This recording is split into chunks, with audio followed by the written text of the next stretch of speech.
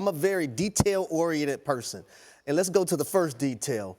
Which quarterback needs to win the AFC North the most? Right. Not which quarterback needs to win a Super Bowl the most. Okay, so Lamar Jackson has won the AFC North in 2023, 2019, 2018. Right. My simple answer is going to be Russell Wilson because he's literally playing for his job. Now, when you look at the last 2 years when Russell Wilson being with the Denver Broncos, it was a complete disaster from his head coach, Sean Payton, publicly, treating them the wrong way, in my opinion. Russell Wilson not living up to the money that they gave him as well, or that contract. But when I look at him now in Pittsburgh, this is an opportunity for him to resurrect his career, to be a starter moving forward. If it doesn't work in Pittsburgh right now for Russell Wilson, it's a wrap. It's not happening beyond 2024-25 season. So that's why I'm choosing Russell Wilson in those regards, because if Pittsburgh can win the AFC North with Russell Wilson as the quarterback, they're probably going to extend him and give him a contract to be the quarterback of the future. Lamar Jackson's got 2 MVPs, right? Yes. Got a Heisman Trophy as well, right? Revolutionized the game in terms of the reason why running backs are getting phased out of football is because guys like Lamar Jackson can do it themselves. He has changed the game in some regards offensively. That's one thing. Russell Wilson, whole long career before Pittsburgh. Everybody knows who he is. You know who he's married to. You know who his kids look like. All of that. Yes. Deshaun Watson, on the other hand, Yeah. has done none of this. And he has 200-something million guaranteed dollars. You talk about the collection plate. They're passing that thing around every Sunday in Cleveland. And it has produced what exactly? This has to be Deshaun Watson for me. The money alone is a factor in this. And I understand the injury history. I understand all that. But between reputation, football, and hello, Jameis Winston breathing down your neck, a guy who can start in this league as far as I'm concerned. Sidebar story, he stole a hit from me in a celebrity softball game this summer, Jameis Winston did. I'm still mad at you, Jameis. Anyway, my point is that for a team like Cleveland that has been wallowing in the mire from a quarterback position, it has to be Deshaun, just from the money standpoint alone for me, Kim. I don't care about expectations. I'm disappointed in you. If I'm giving you that kind of cash and you're not producing in a division, I don't care how many good quarterbacks there are, and there's a guy behind you that a lot of people think could probably start on their teams too, can't happen. That ain't Mark, you made the point. You said the Michael Jordan of football when you're talking about Patrick Mahomes. Yeah.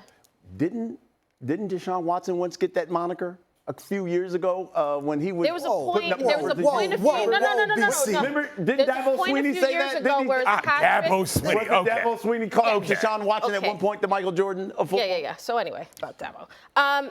Clinton, I'm disappointed in you. Good. Picking Deshaun Watson. You know why? Because that man has $230 million, and he's sitting there and he's like, I'm going to get my cash anyway. That's fine.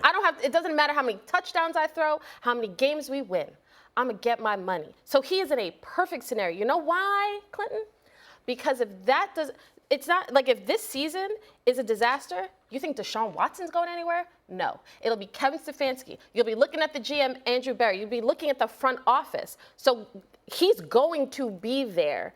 He's going to get he got the most guaranteed money of any that's quarterback. my entire point. If you're giving that kind of cash to a guy and you're getting production that is Browns level production, for lack of a better term, I don't think that's going to look like, yeah, they're all going to go. But what are we thinking about? Deshaun Watson is not in the conversation with these other guys. Russell Wilson is a generational player. Lamar Jackson is going to the Hall of Fame. Deshaun Watson is a dude that we know about because what he does off the field, and he's a legend at the bank. That's it. It ain't football outside of college. Because you talk about Lamar Jackson is going to the Hall of Fame, but Aaron Rodgers we know is going to the Hall of Fame, right? Right. But we look at Aaron like, granted his career's not over, but it's like, man, he's got so much talent. Like, he only has 1 Super Bowl. Like, that's how y'all look at Aaron. I look at Aaron as a guy with 1 Super Bowl. No. There is a difference. There is a difference how we look at guys based off of Super Bowls because there have been talented guys that have played the position great, but we look at the hardware. And there's a difference between the ones who have won 2 and more than 2, 3, 4, and then the ones who have only won 1. And for Aaron to be in that conversation, we know, like, ooh, he should have had more. And I don't want Lamar Jackson, because of the talent, because you talk about how he has revolutionized this game, how he was a guy who people looked at him at the combine and said, shouldn't you play a different position? For him to get the bag, for him to get 2 MVPs, for us to look at the Ravens as a complete team with Derrick Henry now is the moment. It's not, I understand the questions about the AFC North. Yeah, he doesn't have to win the division to win the Super Bowl. No. Right. But if he doesn't, if Russell Wilson wins the AFC North, we're looking at Lamar and the Ravens like, what happened? what happened? You guys are the favorite in this division. But see, I'm choosing a guy who basically could resurrect his career. We're talking about Russell Wilson, who can never be a starting quarterback in the National Football League ever again. But if he leads the Pittsburgh Steelers, I won't say lead because I believe that defense is going to lead them. And the run game that they have, they were 13th last year. They will be top 5 in 2024. But if he can play consistently, take care of the football, eliminate the sacks and the negative plays, and play within the confines of the system, and when he has to be special, I can see the Pittsburgh Steelers having an opportunity to win the AFC North. And then after that point, I can see Omar Khan, their GM, saying, you know what? Russell Wilson was able to play great football for us and lead us to this division title. Why can't we extend him to a bigger contract? It's interesting, and I think Clinton makes a really good. As early as, let's say, 3 years ago, 2 years ago, people really thought Deshaun Watson was probably top 5, Future top 3. of the league. So can I bring this up? Now all we think about is a guy who trolls IG. Well, here's my thing about Deshaun Watson, and I caught a lot of heat a few years ago. Did I not, Kmart, when I said this? We're not getting Deshaun Watson that we've seen in Houston ever again. We're not getting that player. This is the problem. Yeah, that's what I'm saying. But it's also reality, Yates. Yeah. Like, it's reality. And I think the quicker we come to that reality, the quicker we understand it. Now, for the Cleveland Browns, they don't need Deshaun Watson to be the player that he was in Houston. Joe Flacco came in there as a quarterback and made the passing game of that offense look way better than it did when Deshaun Watson was there.